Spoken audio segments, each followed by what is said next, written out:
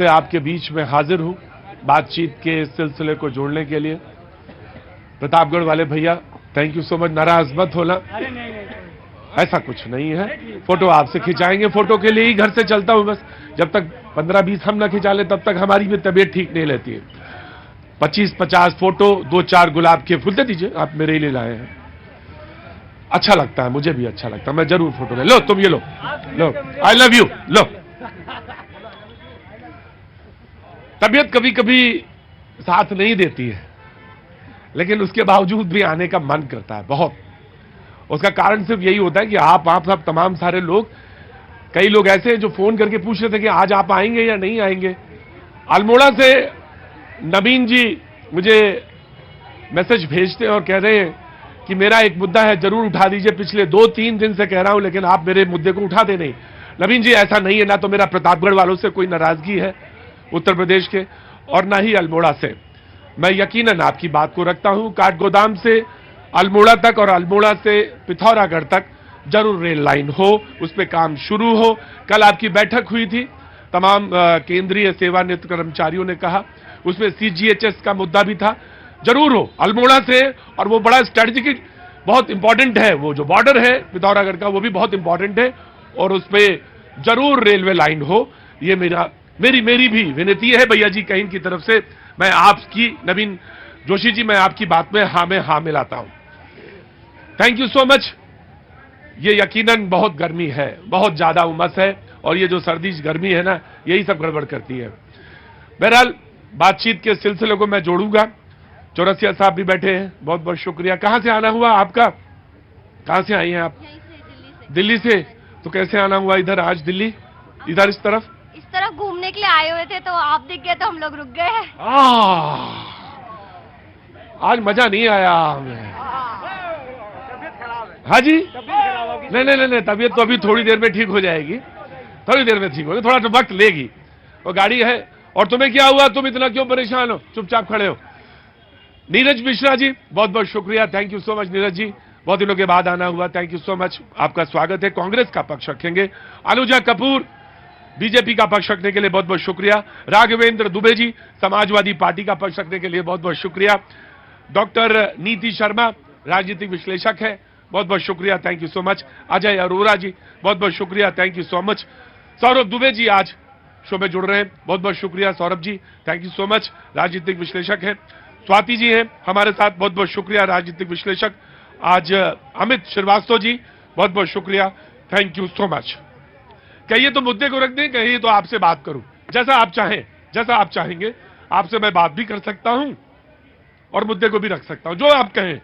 मैंने अपने प्रोग्राम को अपने हिसाब से ढाल लेता। जी मुद्दा रखें, ठीक। कांग्रेस के प्रेसिडेंट खड़गे साहब ने एक बात कही कि मोदी जी अक्सर ये बात पूछते हैं और अक्सर ये बात कहते हैं कि कांग्रेस ने 70 सालों में क्या किया। तो मोदी जी, खड़गे जी कहते हैं कि मोदी जी हमने लोकतंत्र बचाया, संविधान बचाया, जिसके बाद आप प्रधानमंत्री बन पाए। ये खड़गे जी ने आज महिलाओं का अधिवेशन था कांग्रेस के, उसमें ये बात बोली। सिरे से बात शुरू करता हूं, 1 by 1, जिसको बात बोलनी होगी अपनी वो बात रखता जाएगा और शुरुआत करते हैं। लेकिन पहले बीजेपी ने अपना हाथ रेज किया। जी, कांग्रेस के लिए, कांग्रेस इस कदर आवाम पे एहसान करती है, पहले आंखें छीन लेती है फिर चश्मा दान करती है, ये है कांग्रेस। और अगर मैं बता दूं खड़गे साहब को कि आप जिस कॉन्स्टिट्यूशन की दुहाई दे रहे हैं, तो उसी कॉन्स्टिट्यूशन की धजिया आप उड़ाते चले आए हैं। आर्टिकल 356 90 बार आप लोगों की सरकार ने, इंदिरा गांधी की सरकार ने 1966 से 1977 में आप लोगों ने प्रेसिडेंट रूल किया, उसको लगाया, उसकी स्टेट्स को आपने इलीगल, इनकॉन्स्टिट्यूशनल की तरह से अपने धजिया उड़ाते हुए स्टेट का खंडन करा। उसके बाद आपने नौसेना युद्ध पोत को आपने छुट्टी मनाने के लिए किस वजह से और कैसे, किस कॉन्स्टिट्यूशन के अंदर आप उनको लेकर आए और उसके अंदर आप अपने छुट्टियां करने जाते थे। दूसरी बात, जिन डॉक्टर अंबेडकर की बात आप करते हैं, वो डॉक्टर अंबेडकर को आपने 2 बार आपने कॉन्स्टिट्यूशन के तहत आपने उनको वहां से हटाने की कोशिश करी, उनके कपड़ों पे तंज कसा। पूर्व आपके जो वित्त मंत्री है पी चिदम्बरम जी, किस कॉन्स्टिट्यूशन के तहत 10 साल तक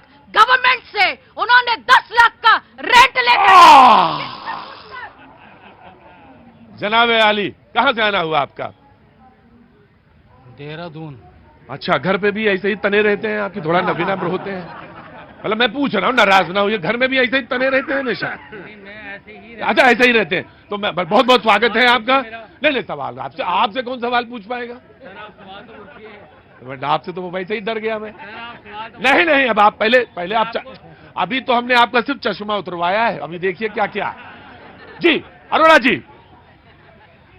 संविधान की सेवा की 70 वर्ष, बाबा भीमराव अंबेडकर के संविधान की रक्षा की, और भारतीय जनता पार्टी ने 9 वर्ष में संविधान के पन्ने तार तार तार कर दिए। हमने 70 वर्षों में स्वर्गीय इंदिरा गांधी आयरन लेडी ने पाकिस्तान के 2 टुकड़े करके बांग्लादेश बना दिया। इसे कहते हैं काम करना। इसे आया हाजी, आया अनुजा को इसी में अनुजा आज रहम होना चाहिए मेरे ऊपर। हाजी, मुझे इसी में एक चीज और ऐड, मैं आ गया आ रहा हूं भैया, आ रहा हूं, देहरादून आ रहा हूं जी। जिसमें भारतवर्ष की बहुत सारी जनता का अभी तक कोई इस तरफ ध्यान ही नहीं गया है। कांग्रेस ने एक जो बहुत बड़ा काम किया कॉन्स्टिट्यूशन में चेंज लाकर, एक तो सबसे पहले सेकुलर शब्द लेकर आए, उसके बाद 50 और 60 के दशक में हिंदू कानून वो बहुत सारे लेकर आए, जिससे देश का लगातार 50-60 सालों से विघटन होता चला गया। मतलब आप मानते हैं कि कांग्रेस की वजह से देश का विघटन हुआ? जी बिल्कुल हुआ है जी, ठीक है, मैंने एक पॉइंट रखा है, गली है, मैं आ रहा हूं जी। राकेश जी।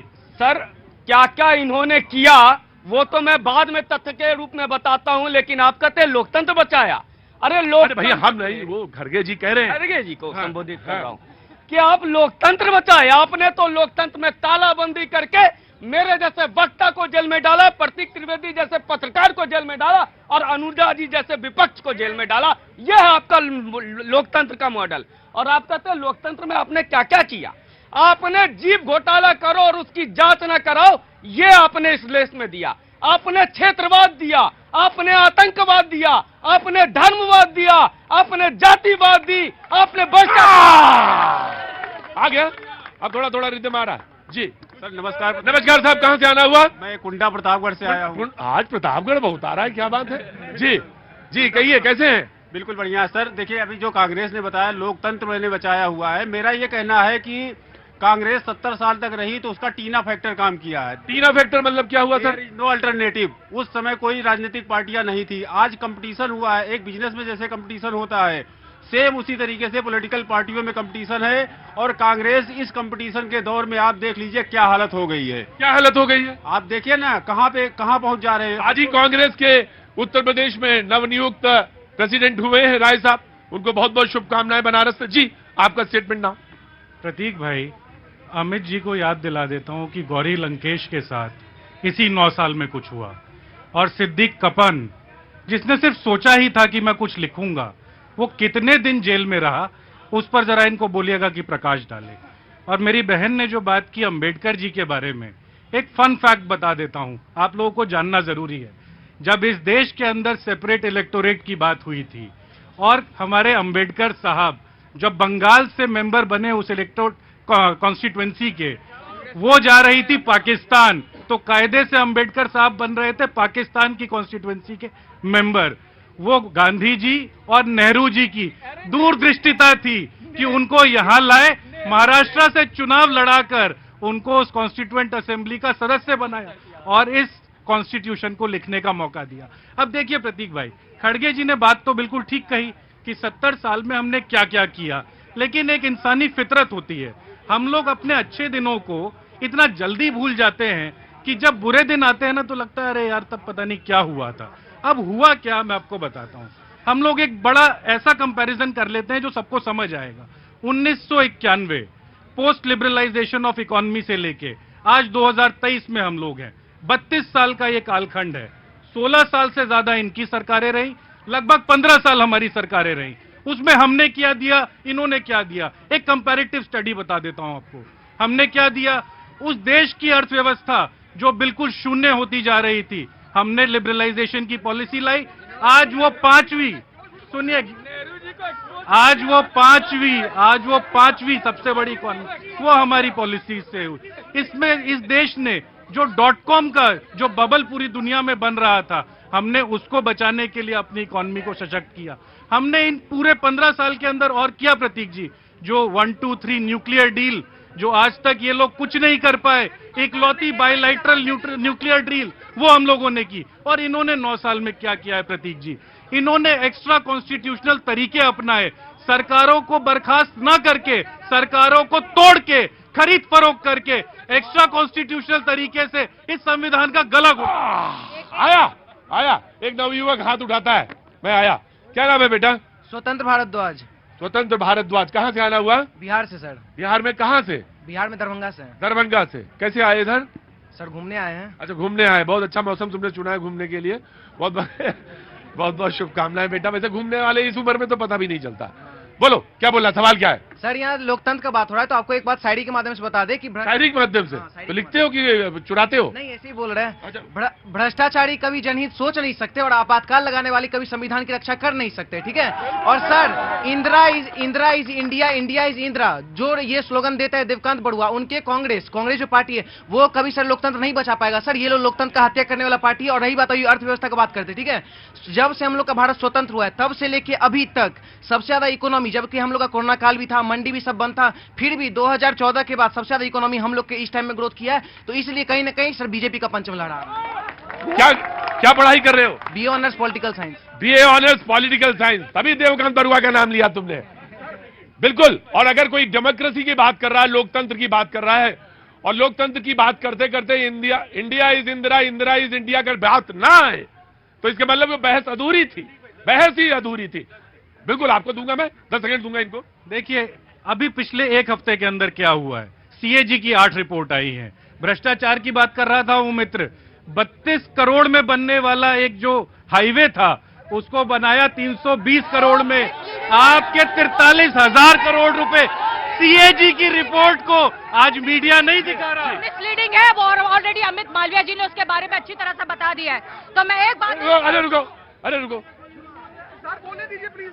मैं दूंगा, बिल्कुल बोलने दूंगा। आज आप ही लोगों को बोलना। आराम से आराम से आराम से आराम से। अब मैं इनके बारे में एक और बात बता दूं। पंचायत राज इनके कॉन्स्टिट्यूशन में लिखा था जो इन्होंने बनाया है। पंचायत राज को चालू किसने किया?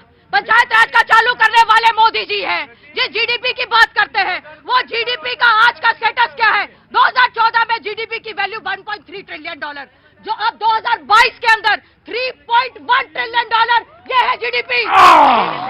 आया जी जवाब देंगे $965 के हिसाब से, और 2022 के अंदर जीडीपी पर कैपिटा $2,256। तो ये बताने के लिए मैं आप लोग को बता दूं, देखिए आंकड़े जरूर आंकड़े होते जरूरी हैं, लेकिन आंकड़ों के साथ दिक्कत यह है कि उनको ट्रांसलेट करना बड़ा मुश्किल होता है। यहां पे बताना, आपको समझाना बड़ा मुश्किल होता है। मैं आया, ऑफकोर्स मुझे मालूम है आप इकोनॉमिस्ट हैं। जी सर धन्यवाद। सबसे कहां से आना हुआ? मैं बिहार से घूमने आया हूँ। घूमने आए हैं? क्या काम करते हैं साहब? बस घूमने अभी आया गया हूँ बिहार से। इस तरह खेती किसानी का समय है और आप घूम रहे हैं? खेती किसानी के आदमी है, खेती का काम। और खेती किसानी के समय में आप घूम रहे हैं? रोपा हो गया। रोपा हो गया तो अभी तो सूखा पड़ गया। अगस्त में कहाँ बारिश हुई? अभी 35% कम बारिश हो रही है। बिहार में बारिश एकदम नहीं हुए। हाँ तो वही तो कह रहे हैं। इसके लिए वहाँ के चलो ठीक है, ऐसे समय में मौका अच्छा निकाला। सवाल पे आओ। इसके लिए वहाँ के मुख्यमंत्री ने किसानों को डीजल सब्सिडी, 16 घंटे बिजली का प्रबंध किया। अच्छा जी, जो व्यवस्था चाहिए वह किया। और उसके बाद खेत के जो धान रोपा हुआ या धान के अलावा नहीं रोपनी है, उसके विकल्प में कौन सा फसल लगाया जाए उसके बीज के लिए उन्होंने घोषणा किया। सवाल आपका यही था? जी, और कुछ सर? नहीं बस यही, इतना काफी है। मैं आपसे पूछूंगा जरूर, ऑफकोर्स। जी अभी भाई साहब गौरी लंकेश की बात कर रहे थे, पता नहीं कितने सालों पहले की बात कर रहे थे। आज बिहार में एक पत्रकार की हत्या हुई है, सरकार में ये शामिल है। सरकार में आज की बात कर रही हूँ। मैं ले लूंगा। बात पुरानी और मैं उसका कोई पुराना नहीं। नीरज मैं बोल रहा हूँ, कोई पुराना नहीं, कोई नया नहीं। जब 75 की बात हो सकती है तो गौरी लंकेश की भी हो सकती है। सरकार में ये है, इनकी कोई जिम्मेदारी नहीं है। अब लोकतंत्र की बात हो रही है।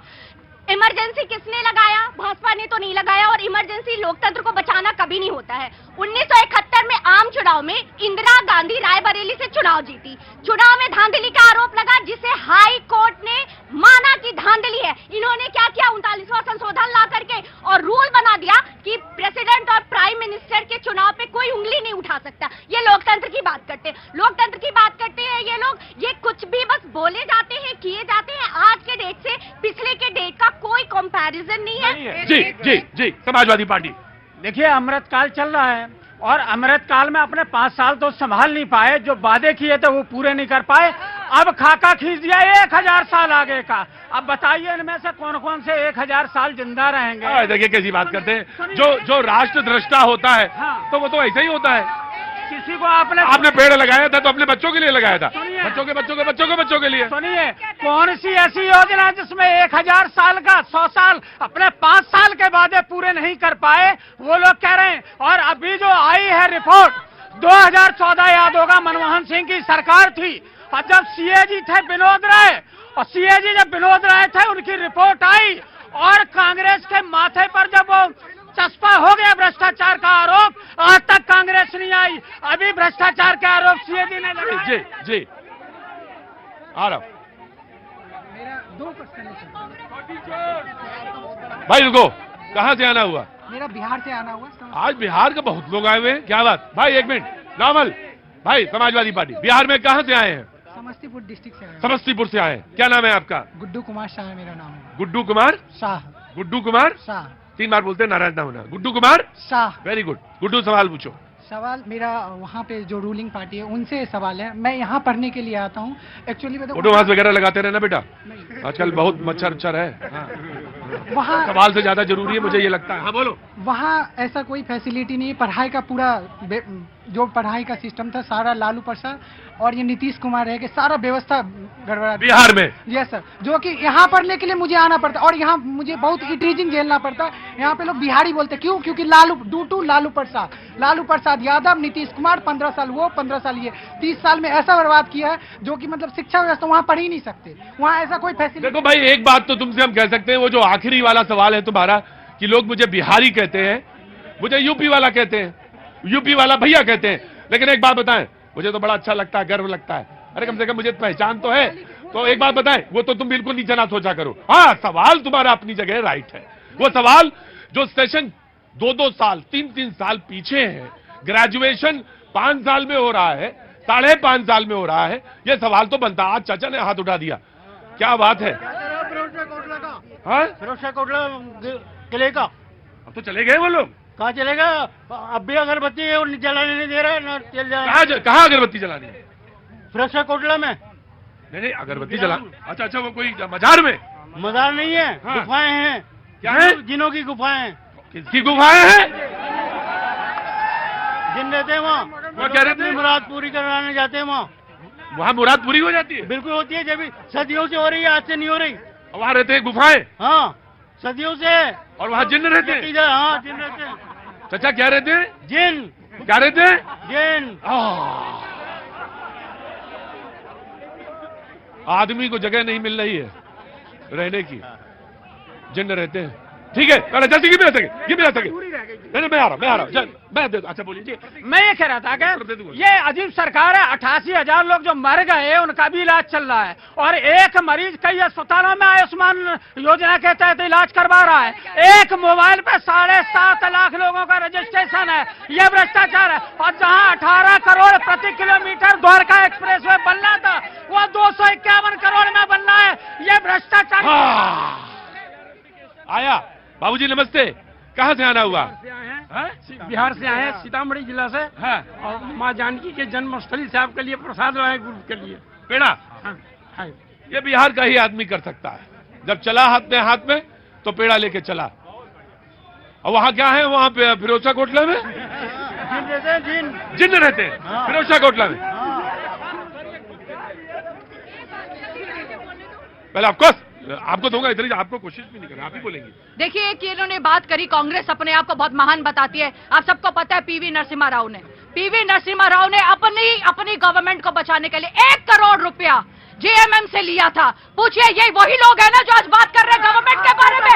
ये वही लोग हैं ना? और मैं पूछना चाहती हूँ, आर्टिकल 21 राइट टू डिग्निटी, औरतों के लिए टॉयलेट बनाने वाला, 11 करोड़ टॉयलेट बनाने वाला कॉन्स्टिट्यूशन के अंदर कौन था? किसने बनाया? टॉयलेट किसने बनाया? औरतों के लिए आर्टिकल 21। चाचा कौन रहते हैं वहाँ पे? जिन्न रहते हैं चाचा। अरे मैं जिन्न का क्या कर पाऊंगा? जो जिन्न जहां रहते हैं वहीं रहेंगे जिन्न। अरे रुको चाचा, एक मिनट रुको। वहां रहते हैं जिन्न और यहां भी रहते हैं जहां पे मैं लाता हूं, यहां भी रहते हैं, दिखाई नहीं देते। Very quick respond. सिर्फ 2 बातें। पहली बात, गौरी लंकेश की हत्या कोई पुरानी बात नहीं है। और दूसरी बात, आज आपके ऊपर सवाल है कि वो जो सीएजी की रिपोर्ट आई है जिसने मोदी के भ्रष्टाचार को उजागर किया है, वो न्यूज 18 क्या जिम्मेदारी लेकर आज दिखाएगा या सिर्फ इनकी लफबाजी में उसको दबा देंगे? आज आप पर सवाल है। देखिए ये जनता का शो है, जनता का शो है और जनता के शो में नहीं भाई सुनिए भाई, तबियत खराब उसके बाद भी हल्ला बचा रहे। सारे जिन्नों की यहीं पे दवा है मेरे पास, 2 मिनट में लगेगा भी, दवा कर देंगे 2 मिनट में। लेकिन एक बात बहुत ईमानदारी से है, जनता का शो है। नीरज आपने सवाल पूछा, ये इनके ऊपर है कौन कितना मैं आ रहा हूं मैम, ये कितना है ये सवाल पूछेंगे, then I will raise question और मैं इस सवाल के तह तक जाऊंगा। अगर आया सवाल जी। ये जो लोकतंत्र की बात करते हैं, सबसे पहली बात 1947 में लोकतंत्र की उसी समय मृत्यु हो गई थी जिस समय जवाहरलाल नेहरू का जो सिलेक्शन था वो इलेक्टेड नहीं थे, वो सिलेक्टेड थे। दूसरी तरफ तब बीजेपी का जन्म भी नहीं हुआ था जब हिंदू मुस्लिम करके इस देश को बांटा गया और उस पीड़ा से हम आज तक नहीं निकले। और एक बात ये बोलते हैं 5 साल में 9 साल में क्या किया, पहले 5 साल में मोदी जी ने 13.5 करोड़ लोगों को, कम से कम 186 देशों की इतनी जनसंख्या भी नहीं है, 13.5 करोड़ लोगों को गरीबी की रेखा से ऊपर लेकर आया मोदी जी। आज आपकी पेइंग कैपेसिटी बनी और इनके लिए एक शेर अर्ज करूंगी साहब, मुझे कर दिया करें। हाँ। बेनकाब चेहरे हैं, बेनकाब, बड़ा समझ में आ रहा है शेर तुम्हें। बेनकाब चेहरे हैं, दाग बड़े गहरे हैं। बेनकाब चेहरे हैं और अपना कोई शेर बनाइएगा नहीं तो गड़बड़ हो जाएगा ये वाला। और दाग बड़े गहरे हैं जी। मोदी सरकार के लिए किस किस की जुबान काटने जाऊं तेरी खातिर, किस किस की जुबान काटने जाऊं तेरी खातिर, किस किस की तबाही में तेरा हाथ नहीं है। नौजवान, युवा, राशन, वेजिटेबल, फ्रूट, महंगाई, पेट्रोल, डीजल, हमने 70 सालों में हवाई अड्डे बनाए, एयरलाइंस बनाई, इन्होंने बेच दी। इन्होंने ये किया 9 सालों में। 70 साल में 70 हवाई अड्डे, यहाँ 9 साल में 70 हवाई अड्डे। और शेर तो पूरा होने दीजिए। जी। बेनकाब चेहरे हैं, राज दाग बड़े गहरे हैं, टूटता है तिलिस्म, सच से भय खाए हैं, अपनों के मेले में इनके अपने ही नहीं सगे हैं, वो ही इनको दाग खाए हैं। आप देखिए टीएमसी के अगेंस्ट अधीर रंजन झा जी बोल रहे हैं गुंडागर्दी करते हैं, उधर शरद बाबू और अजीत बाबू अपनी यूनियन बना रहे हैं। दिल्ली में पूछो तो संदीप दीक्षित जी कह रहे हैं कि आप वालों से बड़ा कोई झूठा, कोई ठग बंधन नहीं है।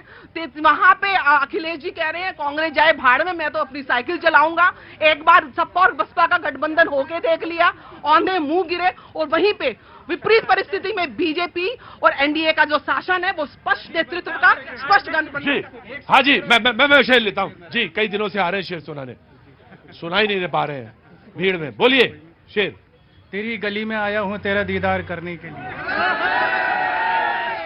तेरी बड़े देर से आए, जल्दी आना कहीं। तेरी गली में आया हूं तेरा दीदार करने के लिए।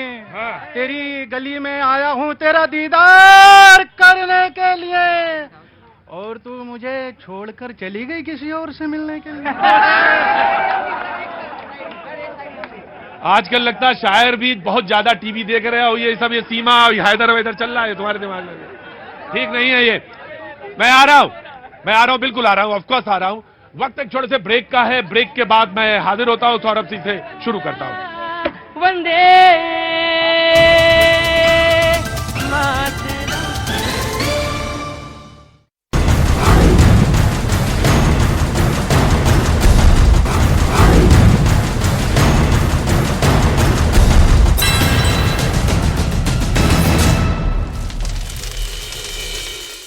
में डेब्यूट कर रहा है। प्रशासन के मुताबिक गुरदासपुर के बाढ़ प्रभावित इलाकों से 1000 से ज्यादा लोगों को सुरक्षित निकाला गया। जोशीमठ से हैरान कर देने वाला एक वीडियो सामने आया। वहां सड़क नहीं होने की वजह से लोगों ने जान जोखिम में डालकर पहाड़ी रास्तों से एक गर्भवती महिला को अस्पताल पहुंचाया। जिसका वीडियो सोशल मीडिया पर वायरल हो गया। सामने आए वीडियो में कुछ लोग उस गर्भवती महिला को कंधे पर कुर्सी के सहारे ले जाते दिखाई दिए। रास्ता इतना ज्यादा खतरनाक था कि एक कदम भी इधर उधर पड़ता तो बड़ा हादसा हो सकता था, लेकिन उन लोगों ने बेहद सावधानी के साथ न सिर्फ उस रास्ते को पार किया, बल्कि वहां से गुजर रही एक नदी को भी अस्थायी पुल की मदद से पार किया। एक रोज पहले ही प्रशासन ने नदी के ऊपर 2 बड़े पाइपों को रखकर इस अस्थायी पुल को बनाया था। हम लोगों की मदद करी, यहाँ पे पुल बनाया। हालांकि लाख मुश्किलों का सामना करते हुए उन लोगों ने उस गर्भवती महिला को अस्पताल पहुंचा दिया। कांगड़ा में बारिश की वजह से राजगुंदा वैली में मौजूद सालों पुराना एलिफेंट ट्री गिर गया। हाथी जैसा दिखने की वजह से वो पेड़ लोगों के बीच एलिफेंट ट्री के नाम से मशहूर था। उस पेड़ के गिरने की डरा देने वाली तस्वीरें भी सामने आई, जिनमें वो पेड़ अचानक ही भरभरा कर गिरता नजर आया। भारी बारिश के बाद सड़क के किनारे पर मौजूद उस पेड़ के आसपास की मिट्टी खिसक गई, जिसकी वजह से वो भारी भरकम पेड़ देखते ही देखते जमींदोज हो गया।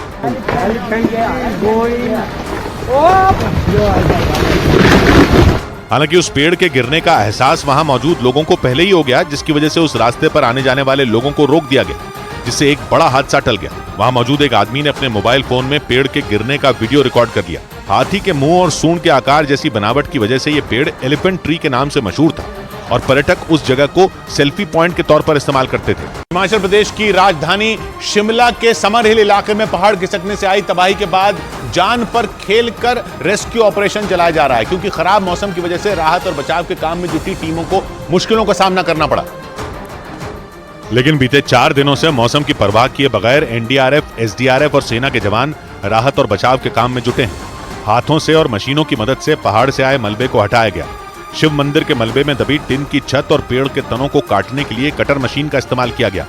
जो हमें मेन लग रहा था कि जहां मेन बिल्डिंग थी ऊपर, जो मंदिर का साइड था, वो पूरा क्लियर जेसीबी और मैनुअल के द्वारा साफ हटा दिया गया है। मलबा हटाने के काम में जुटे एनडीआरएफ के एक अधिकारी ने बताया कि जिस जगह पहाड़ खिसका वहां से करीब 2 किलोमीटर दूर एक शव बरामद किया गया। 4 दिन पहले वहां पहाड़ का बड़ा हिस्सा खिसक गया था, जिसकी वजह से शिमला कालका रेल लाइन और एक शिव मंदिर पूरी तरह तबाह हो गया। हिमाचल प्रदेश के कांगड़ा में चौथे दिन भी बाढ़ में फंसे लोगों को निकालने के लिए रेस्क्यू ऑपरेशन जारी रहा, जिसके लिए सेना के जवान, एनडीआरएफ और एसडीआरएफ की टीम जी जान से जुटी, जिन्होंने वहां के इंदौरा इलाके से 1,500 से ज्यादा लोगों का रेस्क्यू किया। बताया गया कि एनडीआरएफ की 6 टीमों के 250 सदस्य रेस्क्यू ऑपरेशन में जुट गए, जिन्होंने उफनती लहरों के बीच जान जोखिम में डालकर रेस्क्यू किया और न दिन देखा न रात, बस बाढ़ में फंसे लोगों को सुरक्षित जगह तक पहुंचाने में जुट गए। वहां से आई तस्वीरों में एनडीआरएफ के जवान फंसे हुए लोगों को लाइफ जैकेट पहनाकर नाव के सहारे बाढ़ के पार ले जाते नजर आए। बहुत लोग अभी भी फंसे हैं, 1500 से अधिक लोगों को निकाला जा चुका है। वहाँ पोंग बांध से पानी छोड़े जाने की वजह से कई इलाकों में भयावह बाढ़ आ गई, जिसकी वजह से कई गांव पानी में डूब गए और वहाँ 10 से 12 फीट तक पानी भर गया, जिससे वहाँ रहने वाले लोगों की जान पर खतरा मंडराने लगा। कांगड़ा में वायुसेना ने 72 घंटे से बाढ़ में फंसे करीब 1000 लोगों की जान बचा ली। बाढ़ में फंसे सभी लोगों को वायुसेना के हेलीकॉप्टर की मदद से सुरक्षित जगहों पर पहुंचाया गया, जिसका एक वीडियो सामने आया जिसमें वायुसेना के जवान हेलीकॉप्टर के जरिए बाढ़ में फंसे लोगों को एयरलिफ्ट करते दिखे।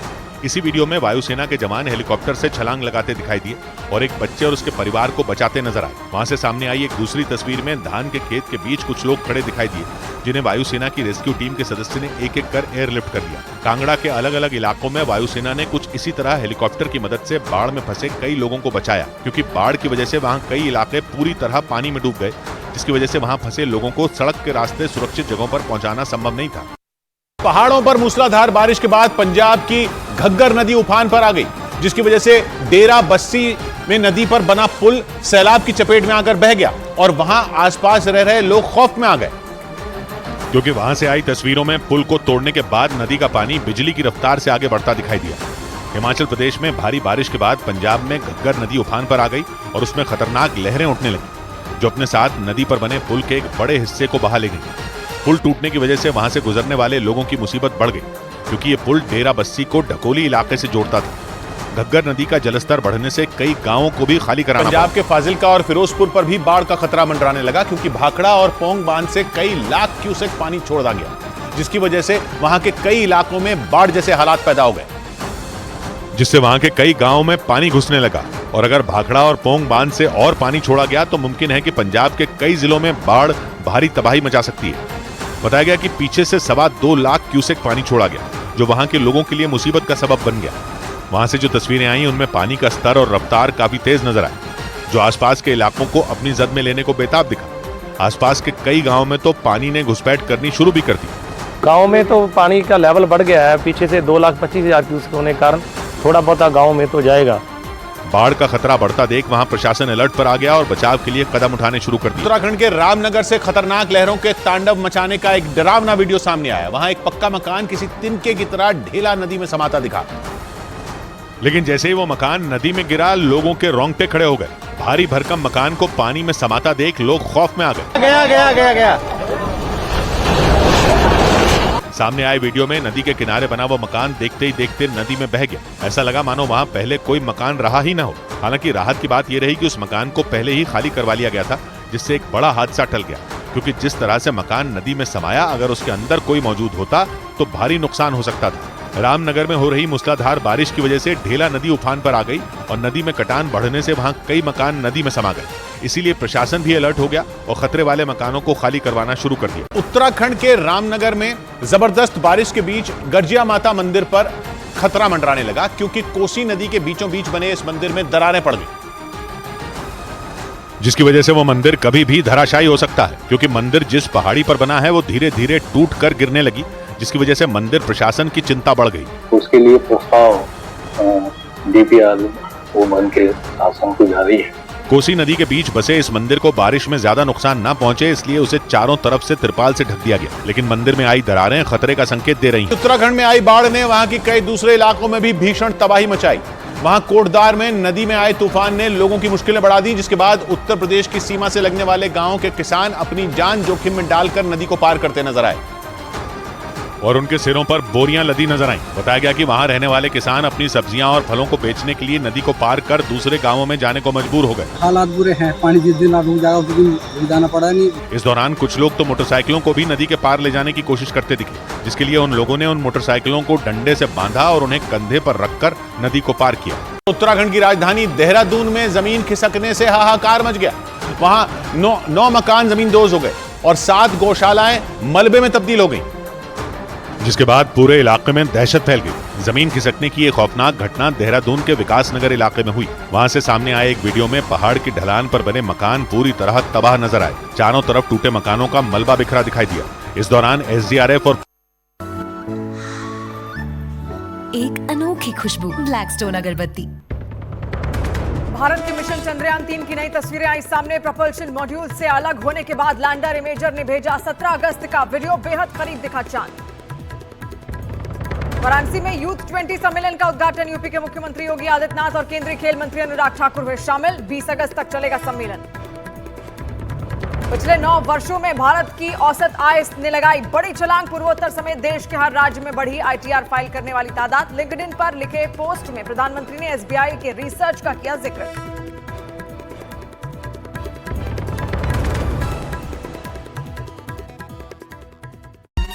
को हटाते और जानवरों को सुरक्षित जगहों पर ले जाते दिखे। 50 से 60 लोग सबको सेफली जो है हमारी पुलिस के लोगों ने उनको सेफली इवैक्यूएट कर लिया है। गरीमत ये रही कि इस हादसे में किसी की जान नहीं गई। खतरे को देखते हुए वहां रहने वाले लोग पहले ही अपने घरों से बाहर निकल गए थे। वहां से सामने आए एक दूसरे वीडियो में एसडीआरएफ के जवानों के साथ कुछ लोग सही सलामत बच गए मकानों को खाली करते नजर आए। हिमाचल प्रदेश में हुई मूसलाधार बारिश से दिल्ली पर बाढ़ का खतरा मंडराने लगा, क्योंकि यमुना नदी का जलस्तर एक बार फिर खतरे के निशान के ऊपर पहुंच गया। हिमाचल प्रदेश में पिछले कई दिनों से हो रही मूसलाधार बारिश से नदी नाले उफान पर आ गए, जिससे यमुना नदी में पानी इतना ज्यादा बढ़ गया कि दिल्ली के निचले इलाकों पर बाढ़ का खतरा मंडराने लगा। वहां से जो वीडियो सामने आया उसमें दिल्ली के लोहे के पुल के नीचे से यमुना नदी उफान पर बहती नजर आई। मौसम विभाग के मुताबिक यमुना नदी का जलस्तर 205 मीटर तक पहुंच गया। उत्तराखंड के यमुनोत्री से निकलने के बाद यमुना नदी हिमाचल प्रदेश की पहाड़ियों से होते हुए हरियाणा के रास्ते दिल्ली पहुंचती है। इसी वजह से दिल्ली के निचले इलाकों पर एक बार फिर बाढ़ आने की आशंका जताई गई। मौसम विभाग का अनुमान है कि अगर हिमाचल में ऐसे ही खौफनाक हालात बने रहे तो दिल्ली के कई इलाकों में यमुना का पानी सड़कों और घरों में घुस सकता है। पंजाब के गुरदासपुर में बाढ़ में फंसे लोगों को बचाने के लिए एनडीआरएफ की टीमों ने रेस्क्यू ऑपरेशन चलाया। पंजाब में मूसलाधार बारिश ने वहां के कई जिलों में बाढ़ जैसे हालात पैदा कर दिए। गुरदासपुर जिले के हालात तो सबसे ज्यादा बिगड़ गए, क्योंकि गुरदासपुर में बाढ़ ने ऐसा कोहराम मचाया कि लोगों का सब कुछ तबाह हो गया। वहां से जो तस्वीरें सामने आई उनमें जहां तक निगाह गई सिर्फ और सिर्फ पानी नजर आया। खेत हो या घर, सब के सब पानी में डूबे दिखाई दिए। कई इलाकों में बड़ी संख्या में लोग बाढ़ में फंस गए, जिसके बाद गांव वालों की मदद से एनडीआरएफ के जवानों ने उन्हें ट्रैक्टरों से न सिर्फ सुरक्षित ठिकानों तक पहुंचाया, बल्कि उनके खाने पीने की चीजों का भी इंतजाम किया। और जहां जहां प्रशासन को लग रहा है वहां हमें डेप्यूट कर रहा है। प्रशासन के मुताबिक गुरदासपुर के बाढ़ प्रभावित इलाकों से 1000 से ज्यादा लोगों को सुरक्षित निकाला गया। जोशीमठ से हैरान कर देने वाला एक वीडियो सामने आया। वहां सड़क नहीं होने की वजह से लोगों ने जान जोखिम में डालकर पहाड़ी रास्तों से एक गर्भवती महिला को अस्पताल पहुंचाया, जिसका वीडियो सोशल मीडिया पर वायरल हो गया। सामने आए वीडियो में कुछ लोग उस गर्भवती महिला को कंधे पर कुर्सी के सहारे ले जाते दिखाई दिए। रास्ता इतना ज्यादा खतरनाक था कि एक कदम भी इधर उधर पड़ता तो बड़ा हादसा हो सकता था, लेकिन उन लोगों ने बेहद सावधानी के साथ न सिर्फ उस रास्ते को पार किया, बल्कि वहां से गुजर रही एक नदी को भी अस्थायी पुल की मदद से पार किया। एक रोज पहले ही प्रशासन ने नदी के ऊपर 2 बड़े पाइपों को रखकर इस अस्थायी पुल को बनाया था। हम लोगों की मदद करी, यहाँ पे पुल बनाया। हालांकि लाख मुश्किलों का सामना करते हुए उन लोगों ने उस गर्भवती महिला को अस्पताल पहुंचा दिया। कांगड़ा में बारिश की वजह से राजगुंदा वैली में मौजूद सालों पुराना एलिफेंट ट्री गिर गया। हाथी जैसा दिखने की वजह से वो पेड़ लोगों के बीच एलिफेंट ट्री के नाम से मशहूर था। उस पेड़ के गिरने की डरा देने वाली तस्वीरें भी सामने आई, जिनमें वो पेड़ अचानक ही भरभरा कर गिरता नजर आया। भारी बारिश के बाद सड़क के किनारे पर मौजूद उस पेड़ के आसपास की मिट्टी खिसक गई, जिसकी वजह से वो भारी भरकम पेड़ देखते ही देखते जमींदोज हो गया।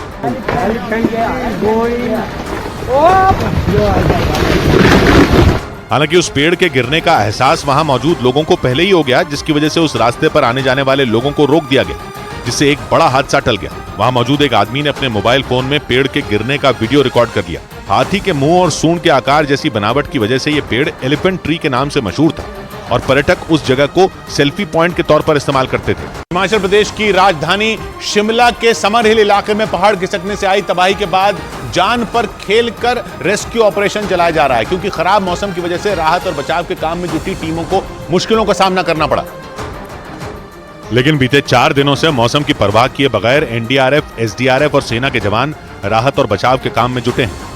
हाथों से और मशीनों की मदद से पहाड़ से आए मलबे को हटाया गया। शिव मंदिर के मलबे में दबी टिन की छत और पेड़ के तनों को काटने के लिए कटर मशीन का इस्तेमाल किया गया। जो हमें मेन लग रहा था कि जहाँ मेन बिल्डिंग थी ऊपर जो मंदिर का साइड था, वो पूरा क्लियर जेसीबी और मैनुअल के द्वारा साफ हटा दिया गया है। मलबा हटाने के काम में जुटे एनडीआरएफ के एक अधिकारी ने बताया कि जिस जगह पहाड़ खिसका वहां से करीब 2 किलोमीटर दूर एक शव बरामद किया गया।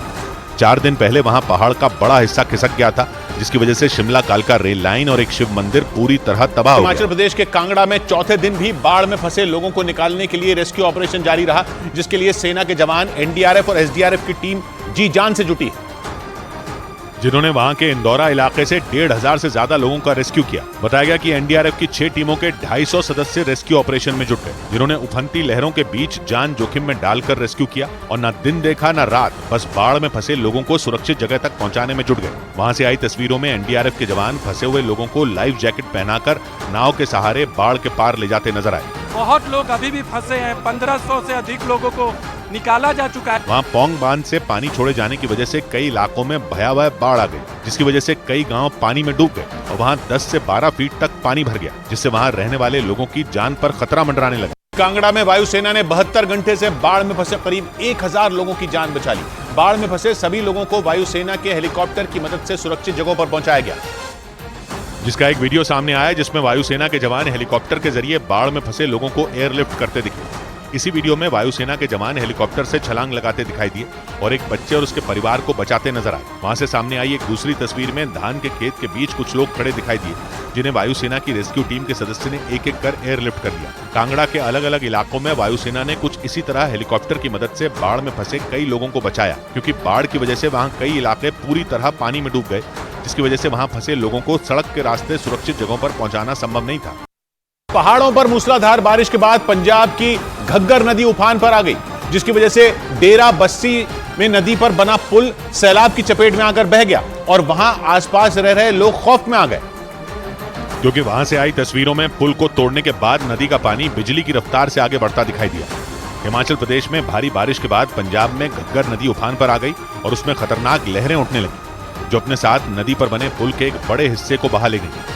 पुल टूटने की वजह से वहां से गुजरने वाले लोगों की मुसीबत बढ़ गई, क्योंकि ये पुल डेरा बस्सी को ढकोली इलाके से जोड़ता था। घग्गर नदी का जलस्तर बढ़ने से कई गांवों को भी खाली कराना पंजाब के फाजिलका और फिरोजपुर पर भी बाढ़ का खतरा मंडराने लगा, क्योंकि भाखड़ा और पोंग बांध से कई लाख क्यूसेक पानी छोड़ा गया, जिसकी वजह से वहां के कई इलाकों में बाढ़ जैसे हालात पैदा हो गए, जिससे वहां के कई गांवों में पानी घुसने लगा। और अगर भाखड़ा और पोंग बांध से और पानी छोड़ा गया तो मुमकिन है कि पंजाब के कई जिलों में बाढ़ भारी तबाही मचा सकती है। बताया गया कि पीछे से 2.25 लाख क्यूसेक पानी छोड़ा गया, जो वहां के लोगों के लिए मुसीबत का सबब बन गया। वहां से जो तस्वीरें आई उनमें पानी का स्तर और रफ्तार काफी तेज नजर आई, जो आसपास के इलाकों को अपनी जद में लेने को बेताब दिखा। आसपास के कई गांवों में तो पानी ने घुसपैठ करनी शुरू भी कर दी। गांव में तो पानी का लेवल बढ़ गया है, पीछे से 2,25,000 क्यूसेक होने के कारण थोड़ा बहुत गांव में तो जाएगा।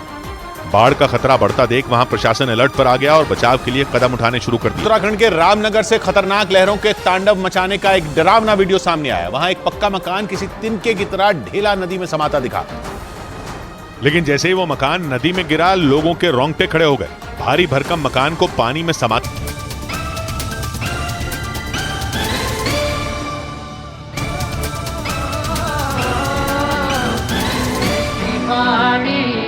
बोलिए मन का आपा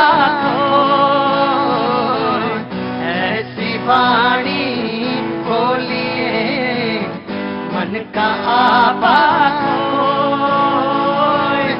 औरन को शीतल करे, औरन को शीतल करे, आप शीतल होए कबीरा, आप शीतल हो।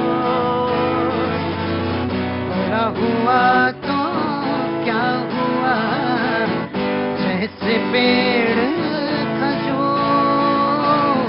बड़ा हुआ तो क्या हुआ, जैसे पेड़ खजूर। पंछी को छाया नहीं, पंछी को छाया नहीं, फल लागे अति दूर कबीरा, फल लागे अति दूर।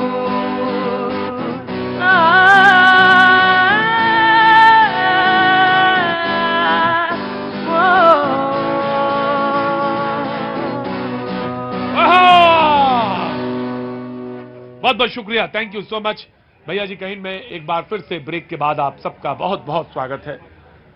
आप सब इंतजार करते हैं कि ब्रेक के बाद आए तो कुछ बोलने का किसी का मन होता है, किसी का देखने का मन होता है, कोई सेल्फी खिंचाने आता है, कोई कहीं से दूर से। आप कहां से आई हैं मैम? चंडीगढ़, डेरा बस्सी से। बहुत बहुत शुक्रिया। कुछ कहना चाहते हैं? वेरी गुड जी।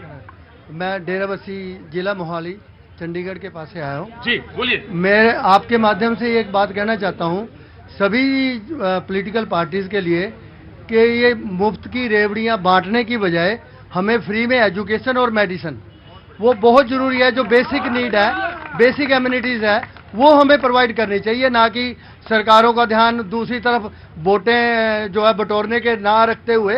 जी जी, क्या नाम है बेटा? सर मोहित नाम है सर। मोहित, बहुत दिनों बाद आए हो तुम? हाँ सर, मौका मिलता जब आया था। हाँ, क्या कर रहे हो? हाँ सर, जॉब करता हूँ सर, प्राइवेट जॉब। हाँ, मैंने शक्ल तुम्हारी पहचानता हूँ। हाँ बोलो।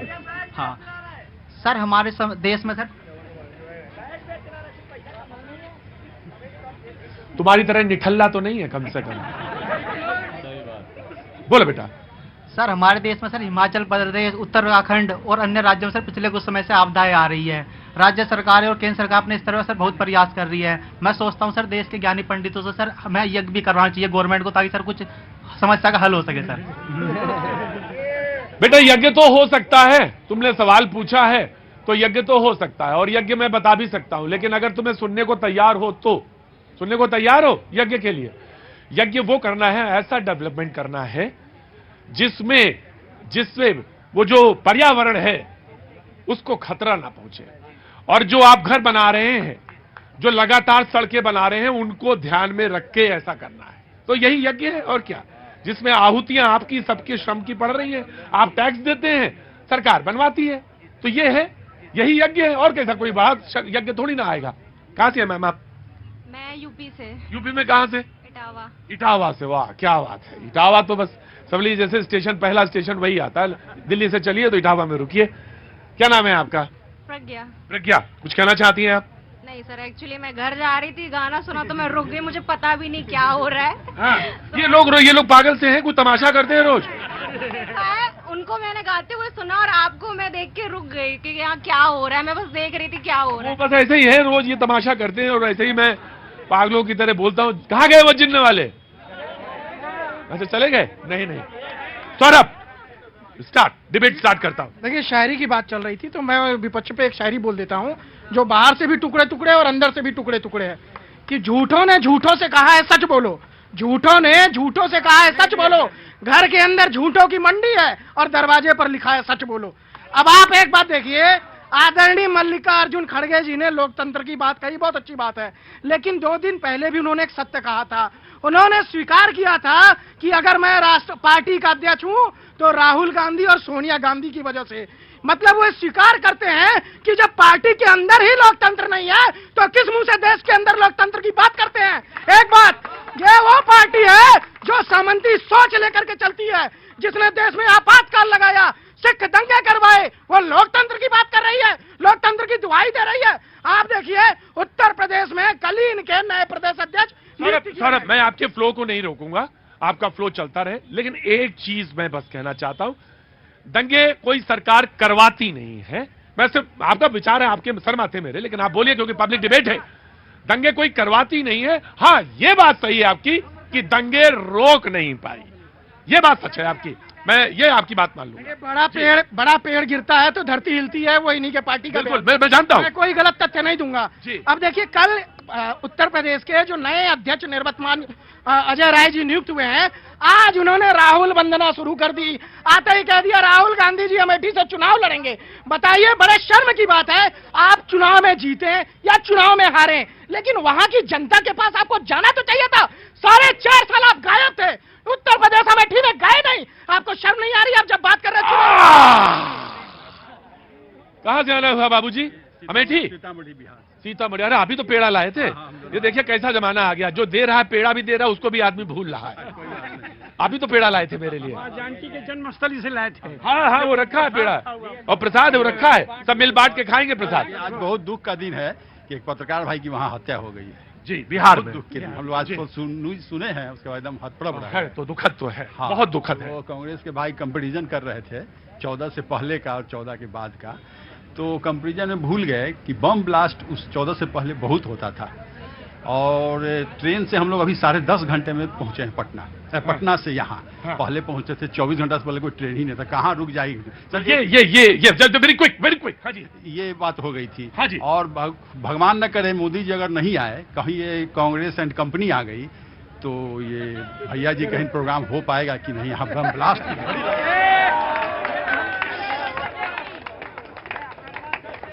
बोले कि अगर मोदी जी नहीं आए तो ये प्रोग्राम हो पाएगा या नहीं 24 में। एक बात कहें, आपका नाम पूछना भूल गया। नहीं, धमकी नहीं ना कुछ ना, रिक्वेस्ट। क्या नाम है आपका साहब? अंजन जी, एक बात कहता हूं, प्रोग्राम इस देश में बहुत छोटा है, छोटे का भी छोटे का अंश है। कुछ नहीं, प्रोग्राम कुछ नहीं होता। हम आप जो लोग रोज खड़े होते हैं ना, ये किसी ताकत के तहत आते हैं, वो बड़ी चीज है।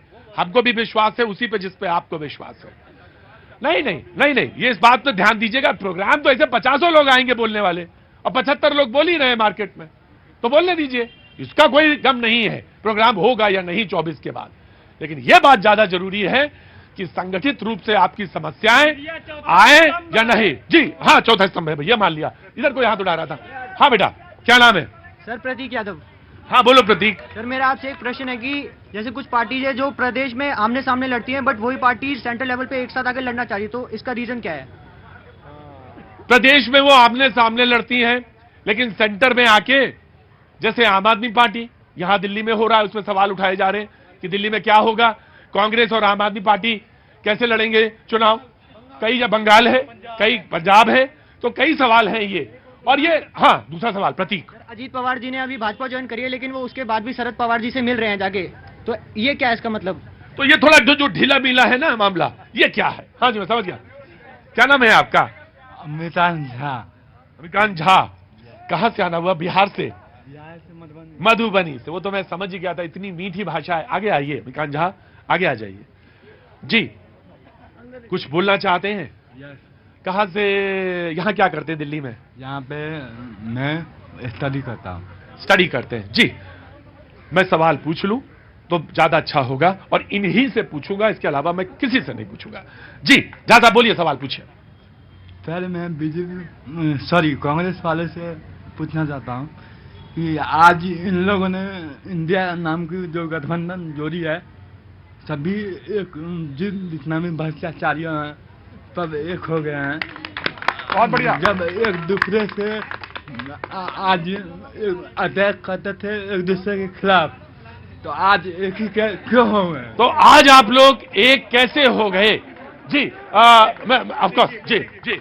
देखिए, ये जो कह रहे थे ना, बहुत ये भी कह रहे थे I dot and dot dot dot लगाते हैं। अब ये जो जनता है ना, इन पर फुल स्टॉप लगाने वाली है। और दूसरी बात, भ्रष्टाचारियों की बात करते हैं। प्रधानमंत्री जी भ्रष्टाचार से लड़ना चाहते हैं, भ्रष्टाचारियों से नहीं लड़ना चाहते। भ्रष्टाचारियों से लड़ना चाहते तो अजीत पवार को उप मुख्यमंत्री नहीं बनाते। भ्रष्टाचारियों से लड़ना चाहते तो हेमंत बिस्वा शर्मा को अपना मुख्यमंत्री। जब कोई बोलता है तो मैं ज्यादातर चुप रहता हूं, पॉलिटिकल पार्टी वाला नहीं बोलता। मुझसे लोग कहते हैं कि आप सवाल पूछ देते हैं। पॉलिटिकल पार्टी से सवाल पूछना जरूरी होता है। ये बिल्कुल वैसे ही जैसे आप बोल रहे थे रॉ में, बिल्कुल वैसे ही जैसे गरीबी हटाओ, वैसे ही है बिल्कुल एकदम जैसे हटाओ। 70 में दशक में नारा आया गरीबी हटाओ जी। पाजी कहाँ है? पाजी उधर है, मैं आता हूँ। पाजी कहाँ से आना हुआ साहब? दिल्ली से है। क्या काम करते हैं साहब? हम ट्रांसपोर्टर। एक मिनट रुको, ट्रांसपोर्टर है जी। पाजी कोई खतरा तो नहीं है घर में? बेटा वायरल नहीं हो पाओगे ऐसे। हाँ वो और तुमसे वो भी नहीं हो पाएगा। पाजी बिल्कुल, पाजी आप पूछिए सवाल। लेकिन मैं पूछ रहा हूं कि कितने एम्प्लॉइज आपके यहाँ है पूरे जो ट्रांसपोर्ट सिस्टम में है? कम से कम 15 है। अच्छा, ये सही वैल्यू है या थोड़ा बचा के बताइए आप? जी, बचा के बताइए वैल्यू या सही वैल्यू? नहीं, सही जी। अब आप सवाल पूछिए। मेरा सवाल मोदी जी से ये है कि मोदी जी हर भाषण में 2 दिन पहले ये बोलते हैं कि ये आदमी कांग्रेस के ये आदमी भ्रष्ट है, और 2 दिन के बाद उसको वॉशिंग मशीन में डाल के और वो भ्रष्ट आदमी साफ हो जाता है। क्यों जी? ये सवाल है। जब मैं कांग्रेस मैं बीजेपी को देता हूं, उसके बाद ये सवाल है इधर जी। हाँ बिल्कुल, मैंने पब्लिक देगी। देखिए, ऐसा है, ये लोग जो बात करने पर आ जाते हैं, वॉशिंग मशीन और इस सब की बातें शुरू कर देते हैं। मुझे एक बात समझ में नहीं आती, जब आप लोग इतने सारे वॉशिंग मशीनों के साथ घमंडियां इकट्ठी हो गई, आप आज पूछ रहे हैं कि बीजेपी के अंदर वॉशिंग मशीन है? आप लोग तो गऊ खाने वाले, गोबर खाने वाले के साथ आप हैं, चारा खाने वाले के साथ आप लोग हैं, टूटिया चोर लोग आप लोग हैं। आप मुझे बताइए कि किस तरीके से ये सारी घमंडिया पार्टी खुद इकट्ठी हो गई। पर एक बात मैं और बता दूं, ये जो कॉन्स्टिट्यूशन की धारा के ऊपर भी बात कर रहे थे कांग्रेस वाले, वो ये बात मुझे पहले बताए कि जब अम्बेडकर जी के बारे में बात करते हैं तो उनके पंच तीर्थ हम लोगों ने बनाए। हम लोगों ने ओबीसी, शेड्यूल कास्ट और शेड्यूल ट्राइब से रिलेटेड 60% यूनियन राइट। प्रतीक जी बहुत सारे झूठ बोले गए हैं, सबका फैक्ट चेक करूंगा, बहुत देर हो जाएगी। पर वो भाई साहब ने एक बड़ी कमाल की बात कही थी कि शायद कांग्रेस आ गई तो ये शो हो पाएगा कि नहीं। मेरे को चंद्रचूड़ जी की, हमारे चीफ जस्टिस ऑफ इंडिया की एक बात याद आ गई कि इस संविधान की खूबसूरती क्या है। जो इस संविधान को नहीं भी मानता, ये संविधान उसकी भी रक्षा करता है। आप मानिए या ना मानिए, ये शो ऐसे ही चलता रहेगा और हम लोग आपके पास आके हमेशा जवाब देते रहेंगे। बहुत अच्छा, बहुत खूब। कबीरा खड़ा बाजार में, मांगे सबकी खैर, ना काहू से दोस्ती, ना काहू से बैर। जी, गुलाब की खेती करते हैं आप? हाँ, आपके लिए बस प्यार है। बस मोहब्बत ऐसे ही बनाए रहिए, ऐसे ही मोहब्बत बनाए। जी, देखिए, मैं एक बात बताना चाहूं, 9 साल में बीजेपी ने देश को वो चीज दी है जो शायद देश ने आज तक अनुभव नहीं करी होगी। यहाँ पे एक जनता उसका साक्षी है। आज अल्ट्रा आधुनिक सड़कों से आप चल रहे हैं, वहां पे किसी का आधार कार्ड या जातिवाद नहीं होता है। आज हर नल से पानी है, वो नल नहीं पूछता आपकी जाति क्या है। आज आपको 200 करोड़ से ऊपर वैक्सीनेशन ड्राइव विश्व में भारत ने लगाई है। आप लोग जीवित हैं तो भारत की उस वैक्सीनेशन ड्राइव के, चाहे वो कांग्रेसी हो चाहे वो मेरे सपा के नेता हो। और आज विश्व में जो हमारी सिक्योरिटी है, जो हमारी फौजें हैं, चाहे वो अजीत डोभाल साहब हो, चाहे राजनाथ सिंह हो, चाहे पूर्व में निर्मला सीतारमण जो महिलाओं की बात करते हैं ना, महिलाओं का सशक्तिकरण जो बीजेपी सरकार ने करी है। आज आप लोग 70 साल थे भैया, टॉयलेट सब लोग जाते हैं ना, जाते हैं, आपकी बेटियां और माएं भी जाती होंगी सदियों से। क्या आपको जब आजादी मिली तो आप बेसिक टॉयलेट की सुविधा अपनी माता बहनों को नहीं दे पाए? रुको, हाँ सर, टोल टैक्स दिया जा रहा है और जो 300 रुपए का टोल टैक्स था घरौंडा पास बाईपास करनाल का 4300 रुपए का पास बना दिया। अब 1400 गुना रेट बढ़ा दिया जा रहा है हर चीज का। अब आप बताओ जी, आप हमें दे रहे हो सड़क, तो भैया हमारा खेत, हमारी हवा, हमारा पानी और टोल टैक्स भी हमारा। देश का खेत, देश की हवा, देश के लिए आप, देश के लिए नेता, ये भूल जाओ। राष्ट्र में सबसे पहले देश को सर्वोपरि जब तक नहीं रखोगे, और आज जो पेइंग कैपेसिटी आप लोगों के घर में 200 यूनिट बिजली और 200 रुपए का जो नल का पानी के लिए आप मरे जा रहे हो ना, 70,000 करोड़ के ऊपर जल जो है दिल्ली जल बोर्ड कर्जे में डूब चुका है। जिनसे पूछो जिनका 200 यूनिट से ऊपर बिल आता है, 10-10, 15-15, 20-20 हजार के बिल आ रहे हैं। आज अपने लिए तो जो लोग बोलते थे वो लोग कि हम कभी घर नहीं लेंगे, 45 करोड़ की रेनोवेशन करा। यूरिया का वेट कम कर दिया, यूरिया किसानों का यूरिया खाद एक तो रेट बढ़ाया और 5 किलो वजन कम कर दिया। शर्म आना चाहिए। और कोरोना काल में आपने क्या किया? कोरोना काल में आपने क्या किया? गंगा किनारे लाशें बैठी देखी हैं, गंगा किनारे। अस्पतालों में जगह नहीं थी, कब्रिस्तान में जगह नहीं थी, शमशान में जगह नहीं थी, ये दिखाया। ऑक्सीजन नहीं था, रेमडेसिविर नहीं था। अब जवाब दें, किस प्रकार से देखा आपने? नंगा नाच, मौतें, इधर भी लाशें, इधर भी लाशें, इधर देखो लाशें ही लाशें। शर्म आनी चाहिए आपको, शर्म आनी चाहिए।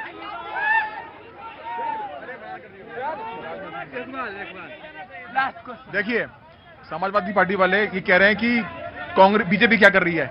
आप ही के राज में एक दलित महिला को कमरे के अंदर बंद करके पीटा गया, ठीक है। और कांग्रेस वालों से पूछता हूं, 14 अगस्त को तुम लोग कहां थे? क्या पाकिस्तान का स्वतंत्रता दिवस मना रहे थे क्या तुम लोग? सनातन का